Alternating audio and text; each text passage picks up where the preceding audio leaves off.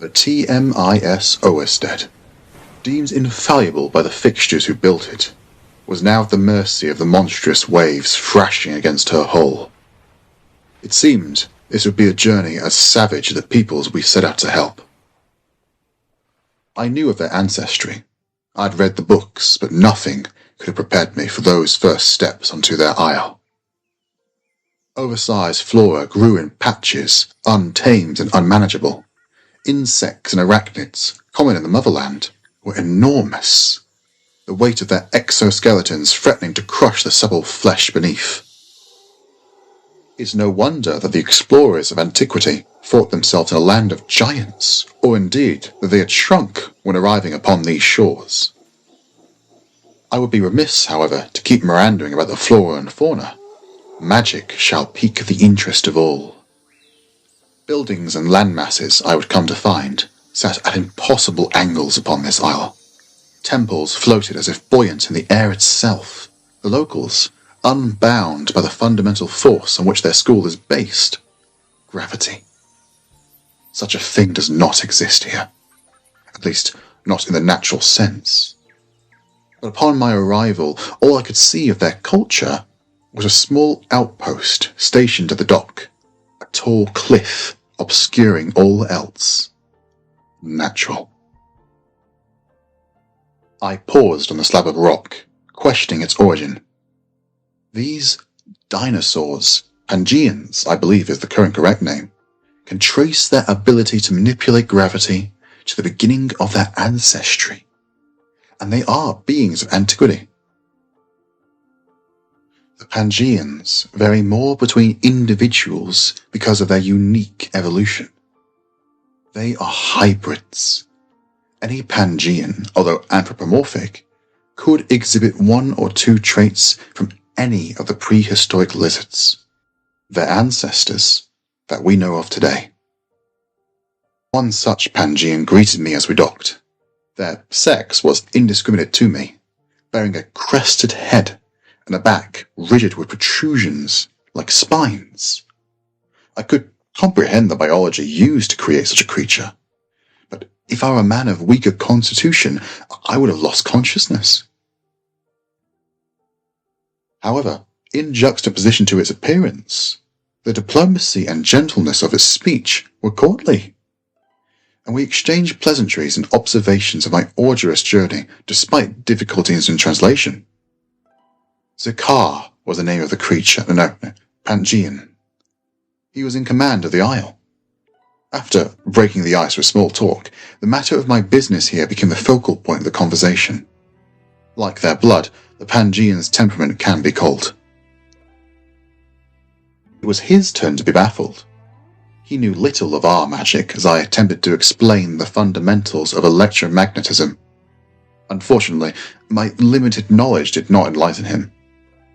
But it was not my duty to teach. I was here to create. A communication device, I explained to him, was my purpose for being here. To plant the seeds of our culture's growth together, and bringing them into the modern world was my mandate. My presence on the isle was not uncontested, however. Many of the Pangeans stood against our so-called civility, and a gaggle of Newton-mancers had formed a not insignificant insurgent group. It seems we were lucky to avoid falling prey to Caribbean whirlpools created by their numbers. About 15 feet from the shore, the sheer cliff face stood. I craned my neck to see around it in either direction, but Zakar informed me it loops around the entire island, and their settlement sits atop. It is no surprise then that these peoples went undetected for centuries. Without their magic, it would be difficult to even reach their country. When stepping off my boat, my feet hit the sand, and it would be no exaggeration to say that each individual grain vibrated against my feet. In the safety of my vessel, sight was the only sense communicating to me the scope of their magic. To feel it was a terrifying experience. The speed at which the car outpaced me and the difference between our gates showed me that the Pangeans' mastery of their magic trumped ours by at least tenfold. I followed the car, eager to begin my mission, with my pack of tools lighter in my arms. Be that from excitement or Zakar's aid, I'll never know. I must say, I became used to the ground beneath me quickly, and could soon keep pace with my Pangean escort. The cliff face approaching us was monolithic. A single platform jutted out of the rock face. Upon further reflection, I could trace a faint discoloration from that point to the foot of the cliff. My observation soon ended with Zakar's gaze upon me, and a strange sense of anguish permeating the air. We reached a line of darker sand about 3 feet from the cliff before Zakar spoke. There. Stand very still. Zakar's instructions froze me in my tracks, still unused to the sound of our language escaping a reptilian throat, and the broken way in which Zakar spoke. I realized at this point that it was indeed my language, if not accurate, and shame washed over me, as I realized I had spoken a great deal upon our first meeting, and thought him dumb. Where these people learned it, I hadn't the faintest, and I had no time to query before Zakar threw his arms in the air, and the very land beneath us rose from the ground, ascending the cliff face. In my homeland, we are all accustomed to moving horizontally, some even at rapid speeds. But now a whole new access presented itself to me, guided by Zakar. My body repudiated the unnatural ascension in a way that made me feel rather ill. I thought becoming accustomed to this was impossible. The world today indicates how naive I once was. As we ascended, our platform's circumference was tightening, packing us together such that the beating of his heart thumped against my own chest. Zakar lowered his arms, and our platform slowed. I struggled to contain my excitement as the platform reached its destination. I stood on my toes and craned my head to catch any glimpse just a second sooner. There was no anticlimax. I stood there, almost dumbfounded by the amazing sight before me. The cliff-top civilization was akin to the heavens themselves. Wingless reptilian angels floated through the air, attending to gardens in the clouds and tilling run rigs stacked upon each other in one enormous tower of farmland. The air smelled of peat and sweat from the floating farms mixed with a sweet aroma wafting from the flowers growing above my head. I ducked just in time to avoid a tail club swinging from a Pangean passing overhead. I saw a grand staircase reaching into the sky, the top concealed by clouds. While I was stuck in appreciation, Zakar slinkered off and was no longer by my side. The wonder drained from me, and I felt an immense sense of isolation as the only land-bound creature topped the cliff. My tool bag pulled on my shoulder, its weight returning, reminding me of the job I had come to the isle to complete. Wrought out of my bewilderment, I pressed on, deciding to head towards the singular building attached to the ground. The eyes of all the Pangeans set on me as I progressed. The metal door was large and heavy set, decorated with ornate leaves and shells from animals yet undiscovered to us. A sign above, no doubt identifying this building, were calligraphic characters that I could only describe as alien. The large insignia I would later discover was that of the insurgents, shone on the stone. No other option presented itself. I raised my hand and knocked on the door. It rang with a powerful timbre. I raised my fist to knock again, but after a cacophony of stone and metal grinding together, I found my hand fell short. Unperturbed, I attempted to knock again, but could not find the strength to raise my fist higher than my waist. A scan of the rest of my body, and I came to understand that it was not fatigue that was keeping me from lifting my fist, but that the pull of my left hand towards the ground had increased tenfold. I could no longer combat the pull, and my hand hit the ground with a crunch that I knew meant injured bones. I was at the mercy of gravitational force. My mind settled. Careful not to twist my arm, I sat down on the rocky floor. Struggling would be a waste of my time. I needed a plan. As I sat, the crowd of Pangeans snickered. Flashes of a distant childhood memory flooded my mind. The stocks in the middle of our town, clamped using electromagnets. Then it came to me. On instinct, I took up the proper stance, limbs straight and feet anchored to the ground. I outstretched my free hand towards the door and strained my mind to visualize the switch. The group of Pangeans ceased snickering and surrounded me, binocular eyes fixed in curiosity. I stopped visualizing. Hope that ripping the door from its hinges would be enough left my body. It would not. I cursed myself for leaving my rings aboard the ship. I winced in premonitory pain, beginning the visualization process again. The switch flipped, and the familiar, almost unpleasant tingle of current flowed through me. I tilted my head straight, and I heard the swaying of my earrings. I pulled my hand back, and the door came with it, attracted to the magnetic force exuding from me. Inside, 2 Pangeans huddled, but I had no time to observe them as the current threatened to set me alight.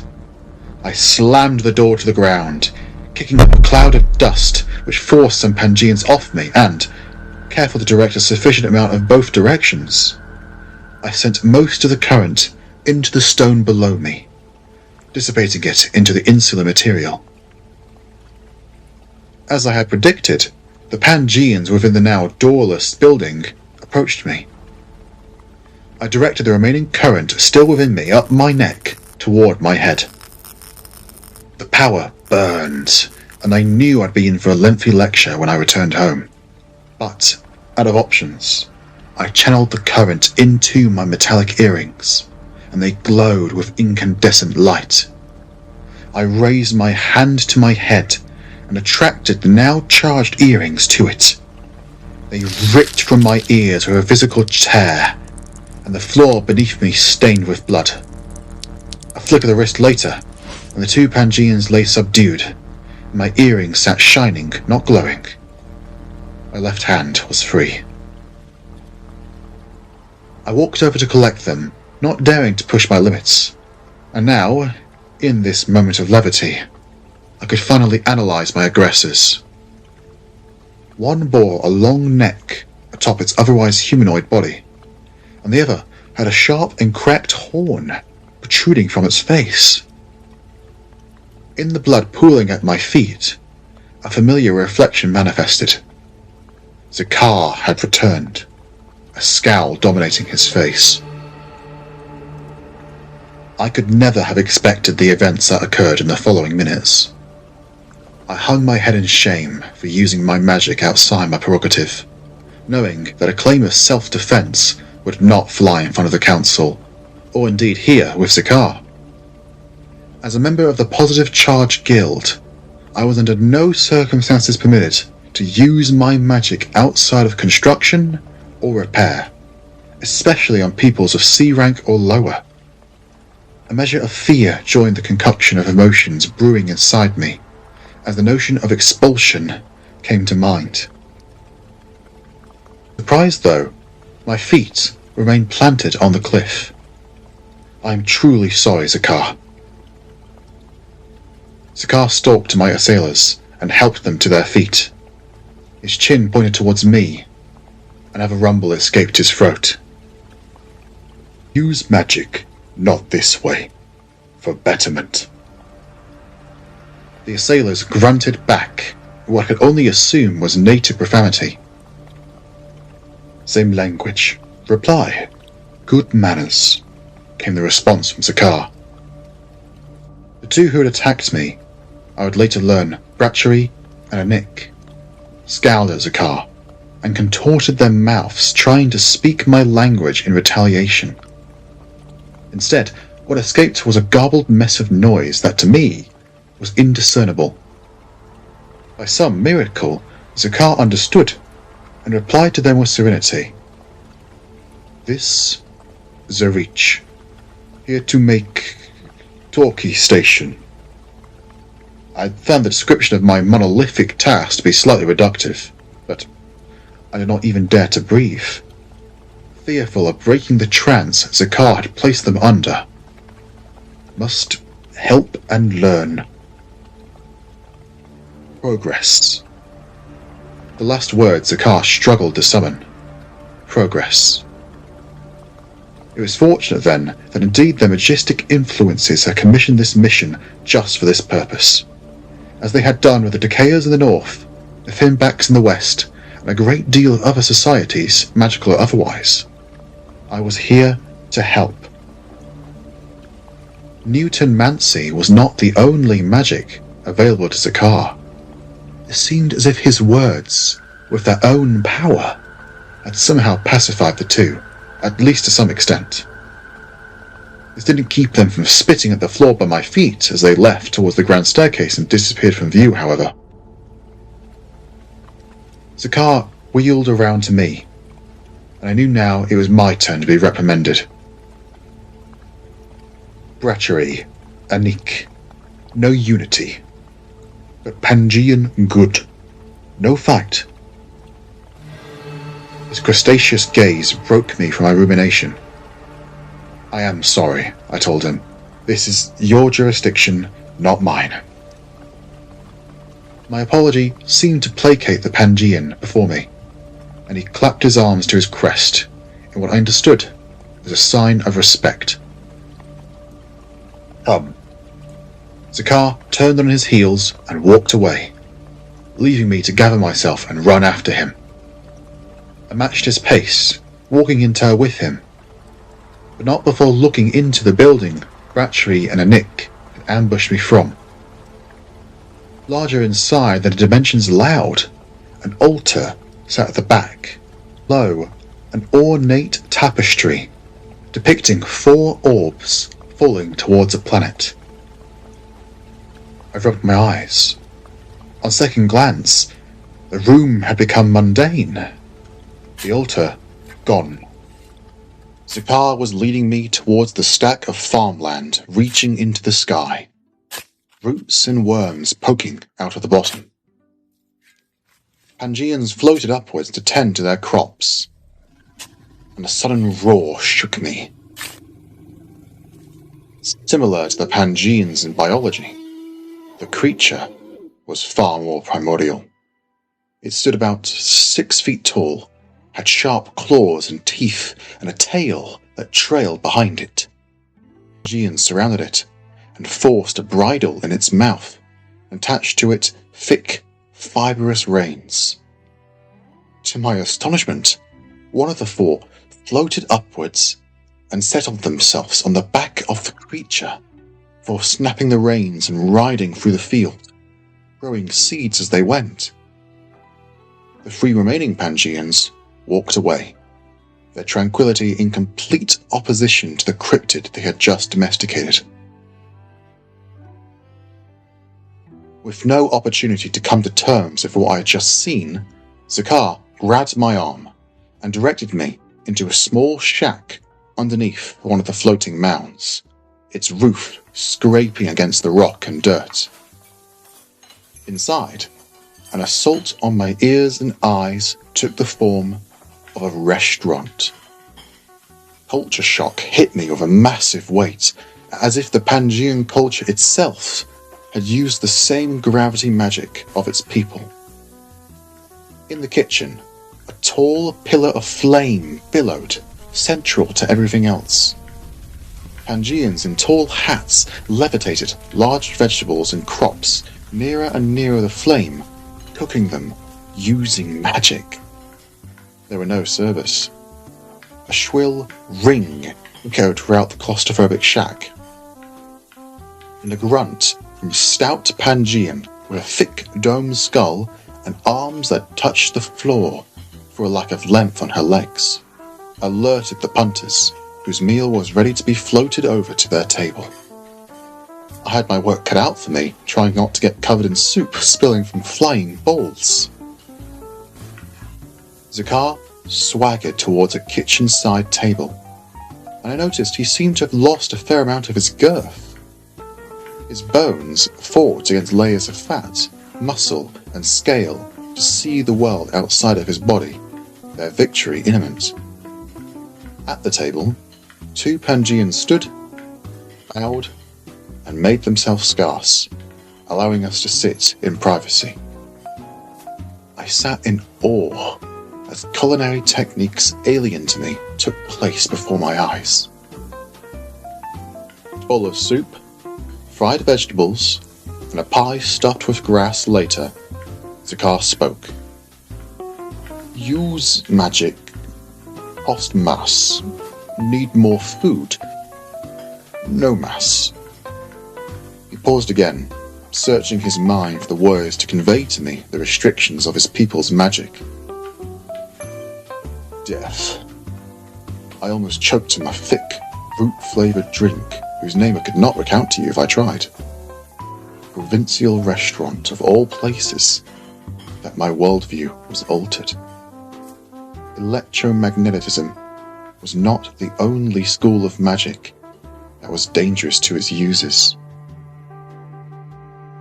In a sudden rush of sepia-coloured nostalgia, I returned to my time in the academy. The computerized teaching aids, all of which links with their majestic influence of education, what Alia's networked mind, had been giving a lecture on the 4 schools of magic that ruled this world. Newtonmancy, decay, fusion, and of course, electromagnetism. The crux of the lecture was this. Electromagnetism puts its users at significant risk and demands caution. The other schools, however, pose no risk to the users. This fundamental difference, this need for caution, is what allowed us to advance beyond them. But now on the Isle, here with Zakar's people. We finished eating. His rotundness swallowed his bones once again. He stood and escorted me out of the restaurant into the comparative silence outside. Time had absconded from me while we were in there, for dusk was sprinting towards us. The following day, I woke in bemusement. My unconsciousness had formed images of 4 glowing orbs hitting a petri dish and forming land masses in the solution. When I entered the waking world with full consciousness, I took a note to return to the Onai Romance's office once I returned to the homeland. I took in my lodgings with fresh eyes. I was on the 2nd floor, and a hole in the floor sat by my feet. The lack of stairs worried me, though a long rope dangled through it. Zakar's best attempt, I supposed. The rest of the room was quaint, if not simple. Grass and leaves hanging in a net made up my bed, and a large hole gaped in the wall on the other side by the door. I walked over and looked through, taking in the surrounding scenery. I thanked the influences that I kept my eyes closed in the flight up. The thought of Zakar's thinning body and the dizzying vertigo made me quiver. I grabbed hold of the fabric to steady myself and lowered myself down to the floor below.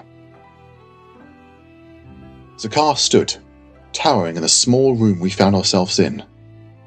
Entranced, he he stared at a map attached to the wall, and it took me some time to extract him from his inner thinkings. I led him to sit on a chair in the corner and sat opposite, looking at the map before I broke the ice. "I don't recognize any of those islands," I said, confused at the alien coasts and borders the map bore. "Pangean settlements," Zakar told me. "In past, one. Now many." I communicated understanding and felt anything but.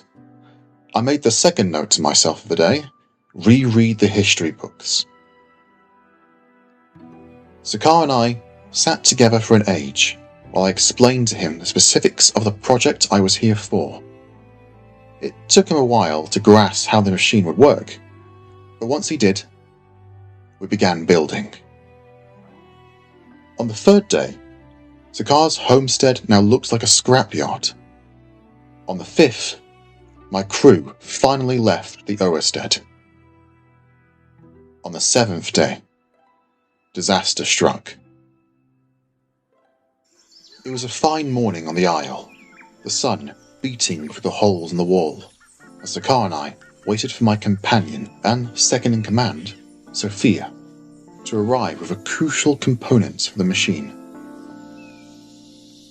Hours passed, and my patience was running thin when, not Sophia, but Florence entered the hut, escorted by none other than Bratchery. A mole within the insurgency, working under Zakar.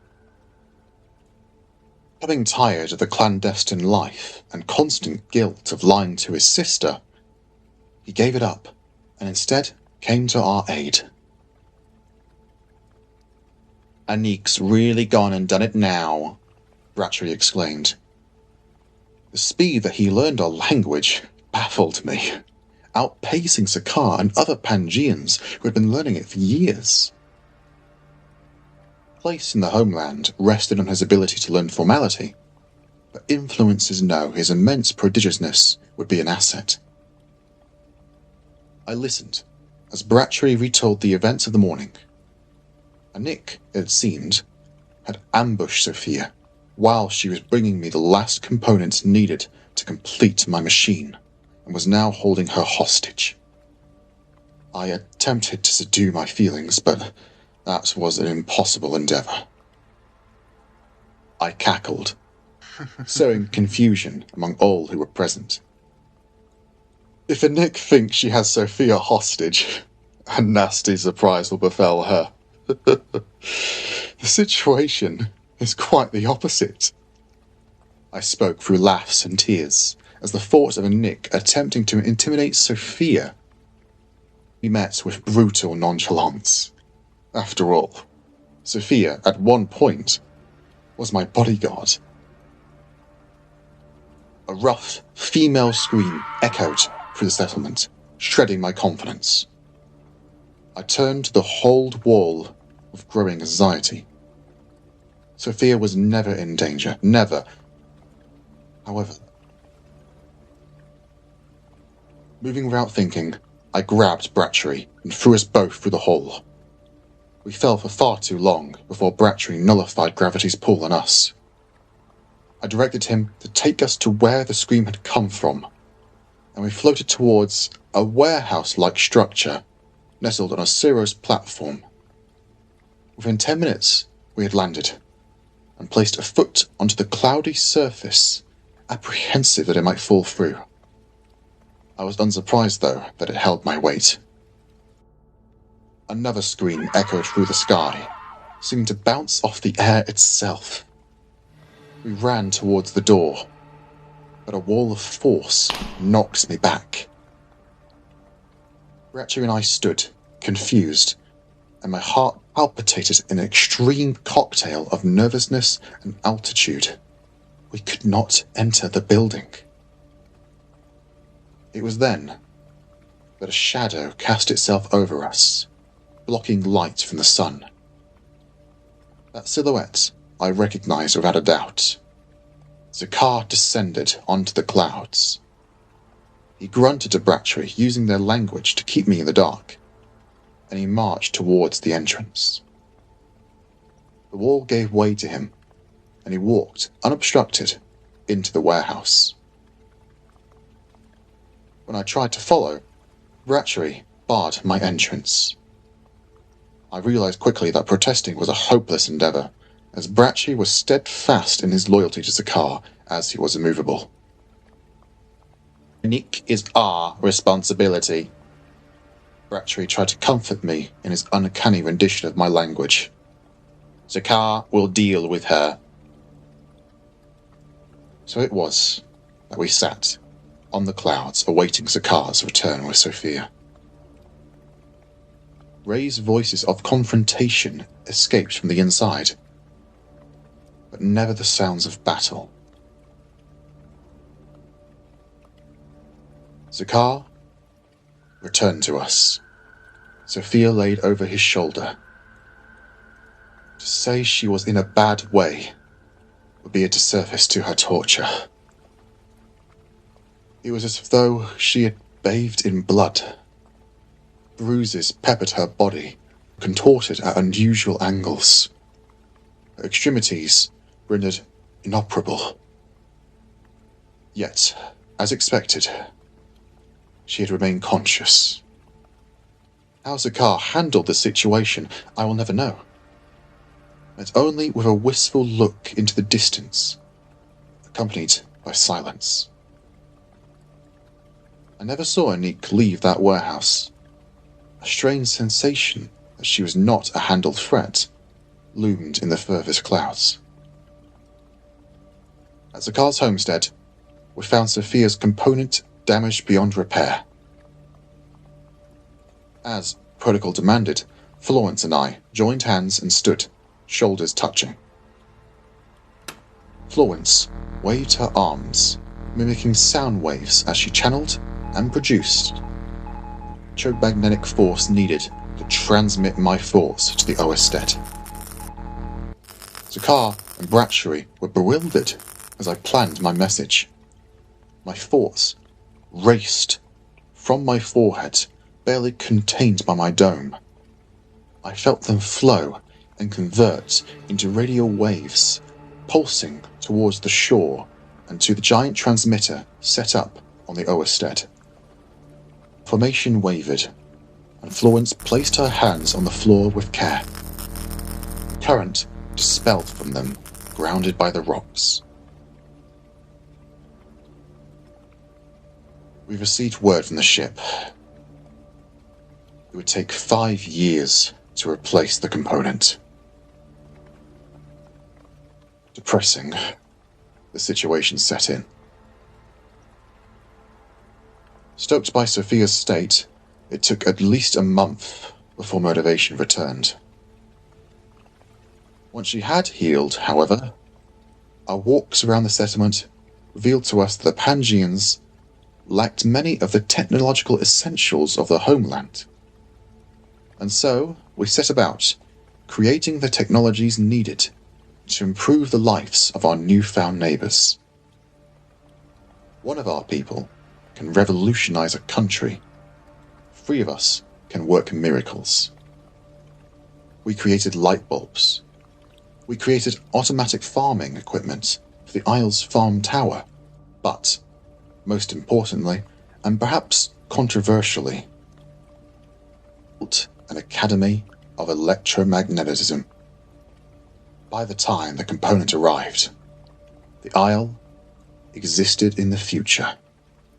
Houses had light in the darkness, and many of the newer generation had become disciples of a most sacred magic.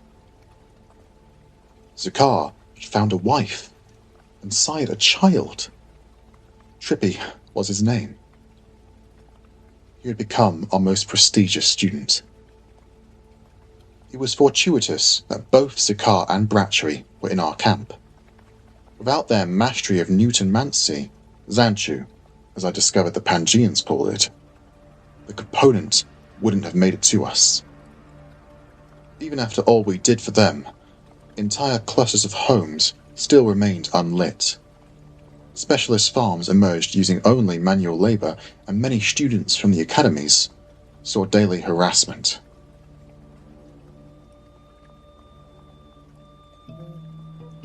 In the half-decade of our residence here, there was one place we had yet to venture on the Isle. Zokar was its proper name. Atop the ornate staircase, cutting into the clouds, sat the main hall of the settlement. It had a hall with 3 tiers, 2 floors were public, being used for meetings and administration, and the top floor, shrouded in secrecy and an exclusive clearance list. This uppermost floor of secrets was where we would assemble the machine. We caravaned to the hall, parts floating above us in high spirits, as we knew our arduous mission neared its end. A strong sense of dread occupied me as I saw, as I often had, Anik's sharp, cracked horn moving through the crowd, but it vanished, as shadows do when sunlight burns them away. Her ghost haunted me, nothing more. I took Sophia's hand in mine and squeezed, and everything that made up ourselves transferred through the circuit created by our locked fingers. Then, as the circuit broke, it was gone. Hours after our arrival at the hall, we finally made it through the ocean of bureaucracy. I noted to myself that it had been more tumultuous than our original journey here. The top floor was devoid of life, and so we constructed the great machine. We knew we were making history. The labour was great, but we worked together in uniform, and it wasn't long before the machine was ready. Sophia, Florence and I stole a moment of private celebration. Our mission had come to a close. Florence returned to the others to update them on our progress, leaving Sophia and me alone. An intense moment of locked eyes passed before I looked away, cursing my cowardice. We too joined the group and primed the machine for its inaugural transmission. My hand shook as I raised it to the lever. I wrapped my fingers around it, and, after a moment of hesitation, I pulled it down. Hope filled all present's bodies, and it grew to a collective amalgamum of our aspirations for the future. We all, just for that instant, became one. Despite our differing races, genders, and ages, we all had one shared goal: unification. The top floor of the hall became open to the public. Crowds of Pangeans poured in. The machine came to life. We waited as the components whirred and static filled the screen set into the middle of the device. We waited and waited. My mind drifted into rumination. Thoughts of guilt, failure, and doubt hit me all at once. But the picture grew until the great, majestic influence of communications came into view. Majestic influence compare, responding to transmission from the Isle. The first words cracked and squeezed through the speakers. Zurich of the Positive Charge Guild reporting. Rizikar of the Zokar settlement of Pangeans, known to us as the Isle. And Pia's face contorted in confusion. And I looked past them at the large number of others standing in the scene's background. The silence was so long, I thought the machine was broken. Sukar, we of the lands of electromagnetism, Fluxia, wish to greet you in good faith and welcome you to our growing Imperial Alliance. Conflict played out on the faces of all the Pangeans present. With a breath, Sukar stood forward. It is my pleasure. The practice we had gone over upon Sukar's request had paid off, and he could speak our tongue without hesitation. I represent those living here. Thank you. Ampia's eyes lit up with a little too much glee. A sudden sense of unnerving grasped me with cold, decrepit fingers. Ampia turned to the others in the room, addressing them. The dinosaurs. They're a race more advanced than we ever thought capable of. Before they could finish, the sound of roars erupted.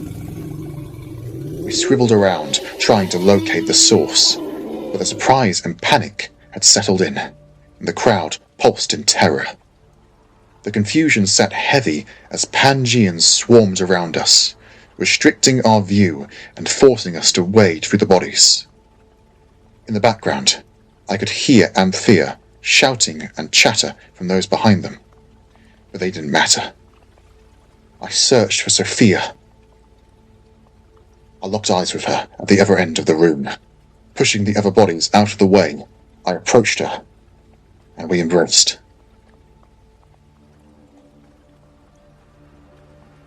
Quiet befell the room. Everyone had settled and made their way out of the hall. We recouped at the machine, and then it hit me. It wasn't just quiet. It was silent. My eyes darted to the machine, only to be met by an empty black screen and smoking plots. Despair filled me, and all else left my mind and vision. I slumped to the floor, ignoring the others running around me behind, offering condolences or fixes. I saw nothing, except one thing. A sharp, cracked horn sat on the floor in front of me. I picked it up, strange in my hands. With trepidation, I turned it, taking it all in. What I saw next elicited a gasp from my throat. A stretchy piece of fabric attached to the horn allowed someone to don it as a costume piece.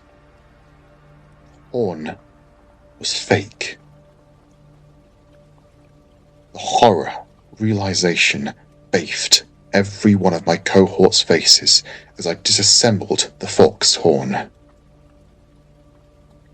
An imposter had infiltrated Zokar.